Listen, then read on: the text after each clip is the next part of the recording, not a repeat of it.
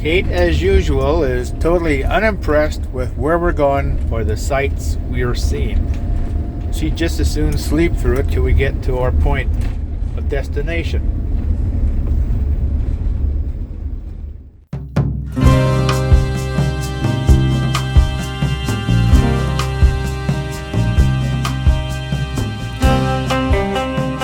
Well, here we are, a little over 9,000 feet. 2 miles from the visitor center still.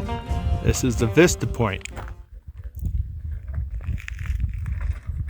And we are going to walk out to this point and look down upon the Owens Valley from a little over 9,000 feet up here in the mountains.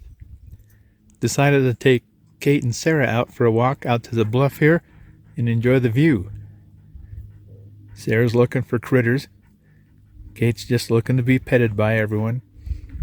And the views up here are fantastic. We're a little over 9,000 feet up in the Bristlecone Pine forest on our way to the visitor center. And that is the Owens Valley where we came from down below. So let's walk out here and see the big view.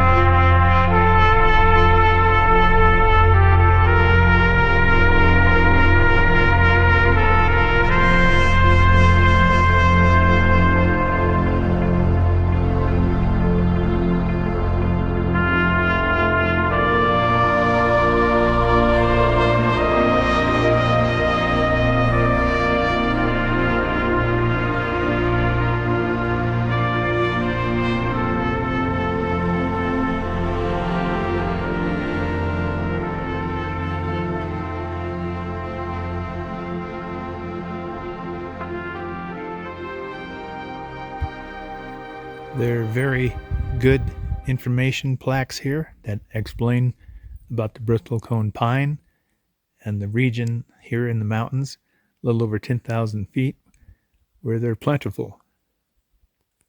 And here we are inside the Schumann Visitor Center at Bristlecone Pine Forest. They have very good exhibits and information about activities in this area of the Sierras in the Owens Valley.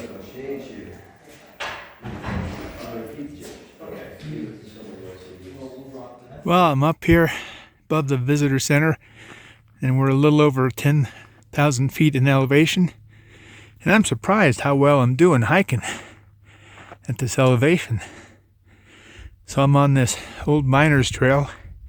Gonna hike up here a ways, see if I can locate the old mines and pioneer cabins supposed to be on this trail. So, journey on. Well, we finally made it to the first site. We'll go check out this dilapidated mine and cabin. Okay? There it is. We'll go up here and check this out. And here's the first site, the Mexican mine site from 1863.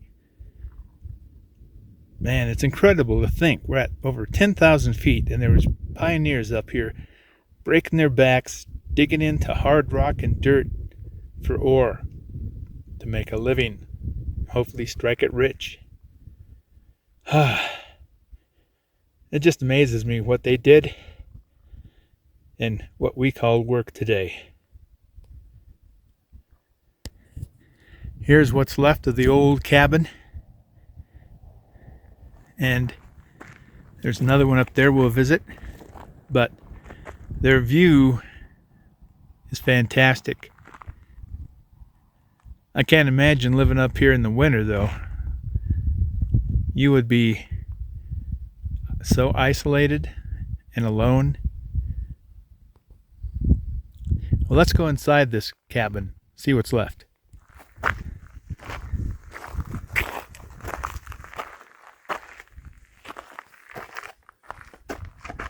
Oh, no, this is not a cabin at all. This is built around a mine. You can see one going into the hillside there, and the grates there, probably one that went down to connect further. Man,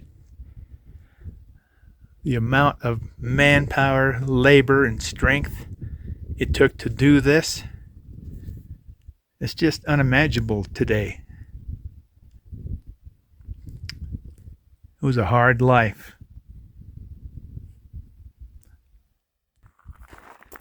Now, let's go over to this next one.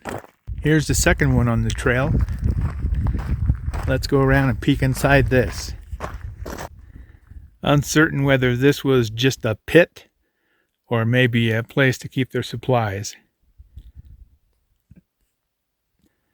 Yeah, let's continue down the trail here. There's something over here. Let's check this out. Here's one that went right into that mountain hillside. What's left of it after it caved in and deteriorated.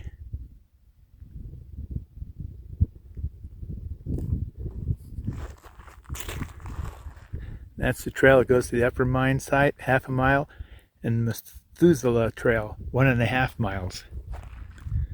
Well, I made it to the bench. If you look up the road here, that really starts to climb up those mountains, and I don't feel like going any higher. Oh, but this is quite a viewpoint from this bench here, looking over at the Sierras across the valley, Owens Valley. It's almost like we're level with them. We're that high up. But I know some of those peaks in the background are a couple thousand feet even higher. So let me turn you around and show you the view from up here. If you look far down in the valley, the green flatness of the Owens Valley, that's where we came from. That's where I was camping. And you move over here, you see the road widen its way up from the valley floor, clear up to the visitor center, just over 10,000 feet elevation. And it's about a 34-mile drive, I believe it was, from the street where you turn off up here. And at first, there's absolutely nothing to look at. You're in a steep ravine going up. It's a snaky drive, 20 miles an hour with hairpin curves and narrow roads. But once you get up to this one point, past the one lookout that's just below us here, then you get over 9,000 feet, close to 10,000 feet, you start seeing these Bristlecone Pines that just cover the hillsides.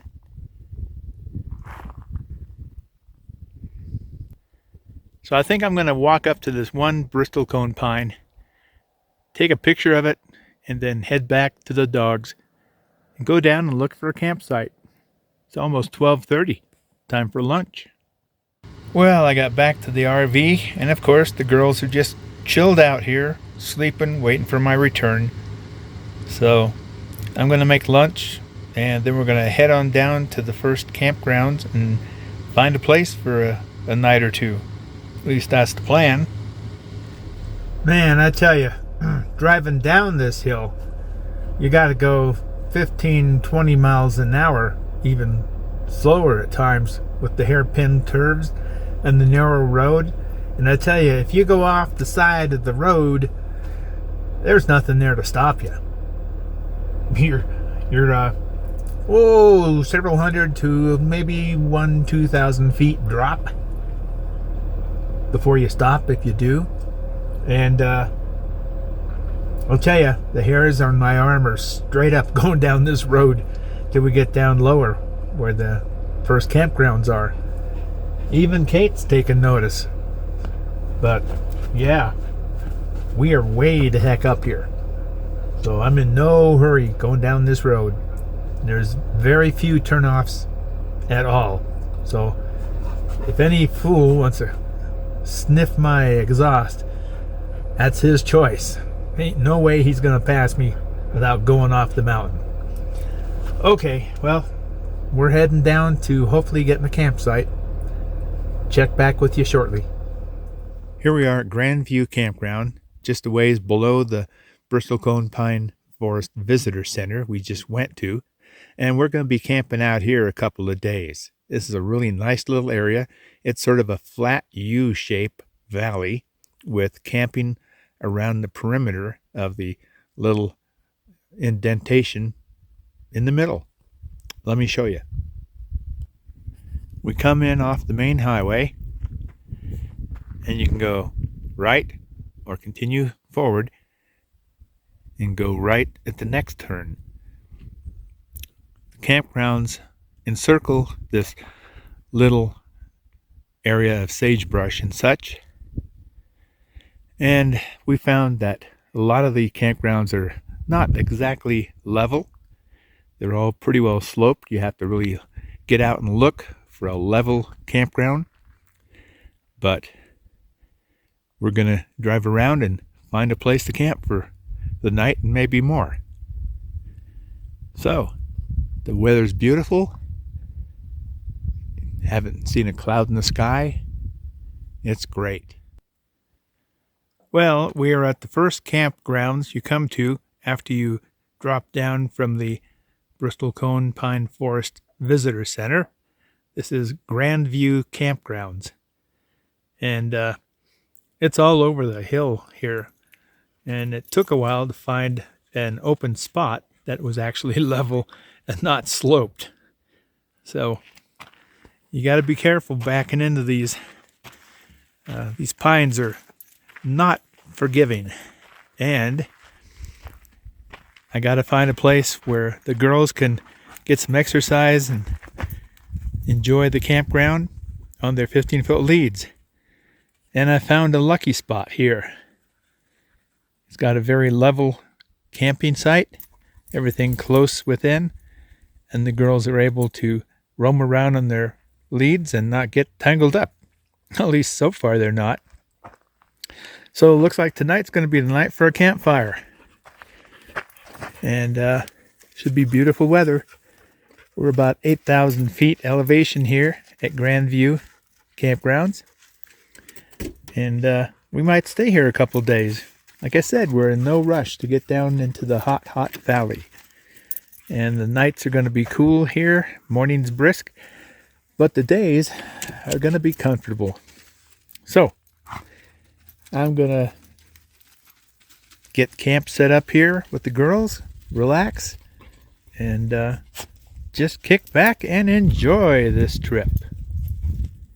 Well, it looks like we're having a full moon tonight, and that's going to probably make seeing the Milky Way and a lot of the stars very difficult.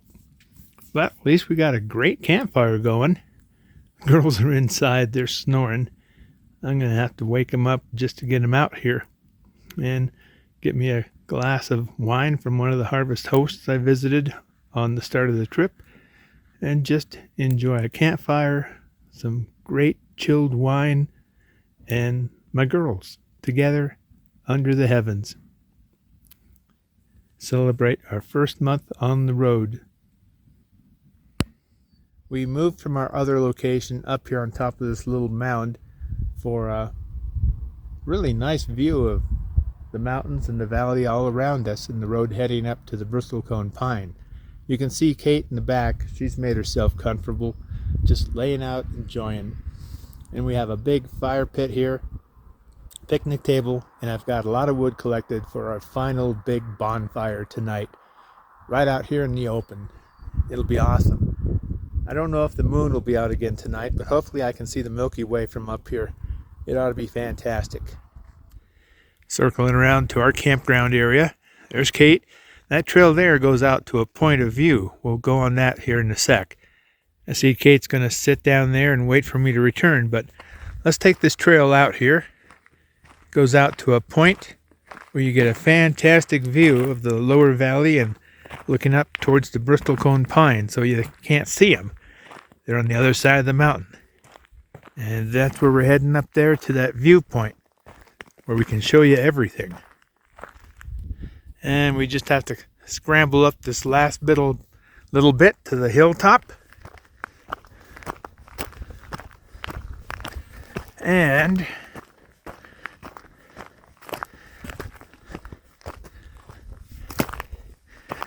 Here we are. Far down below us is the road going up and around that ridge to the right and up higher to the Bristlecone Pine forest. And here we have the hills that are surrounding us. And if you have a sharp eye, you can see the white of my campervan over there in the woods. And down below is the valley. Here's a good view of Grand View Campgrounds with the flat open valley in the center. The far side is where the road circles around the flatness in the center. And those are larger camping areas over there. Some flat, some not. We're over here on this side. And you can see my little white wagon over there on the mound here. Well, the big storm clouds I've been watching since yesterday have finally come over the hill, and we got hit with a cold, drafty wind and a hailstorm. So my poor little campfire out there and all the wood I collected is getting soaking wet. So I don't know if we're going to have a campfire tonight. I got some lighter fluid to squeeze on it, but I don't know if that'll be enough to catch it on fire and let it burn till it burns dry. The girls are back here. They're quite happy. They're just snoozing away. It was a great morning. Then these clouds moved in. So, well, after 30 days of fantastic weather, I guess a little rain's okay. It's going to keep down the dust. That ought to keep the interior of this rig cleaner. I just can't keep the dust off the interior. Wish this was dust tight. Well, despite the early afternoon hailstorm and rain, it's passed us by, cleared up. We're back to blue skies. Hopefully the sun will dry out the wood and my campfire. And we'll have a campfire tonight and say goodbye to this campsite for a while until we return another day. Well, after an afternoon hailstorm, the sun broke out and we're still having some really nice weather.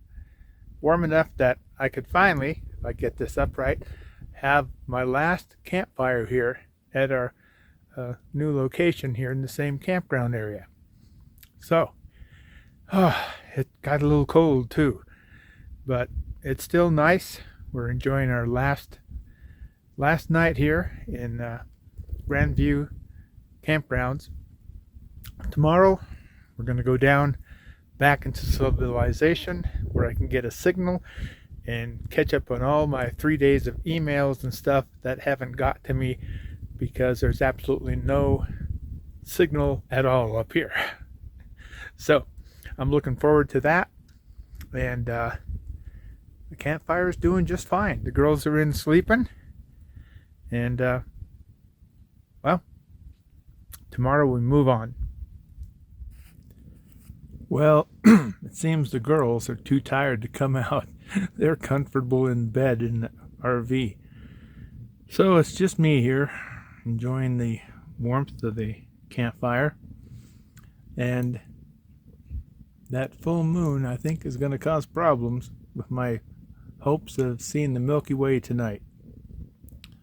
But it's still beautiful out here, even with the full moon. So, from Grand View Campgrounds at 8,500 feet in the Sierras, the girls and I bid you happy trails and woof woof.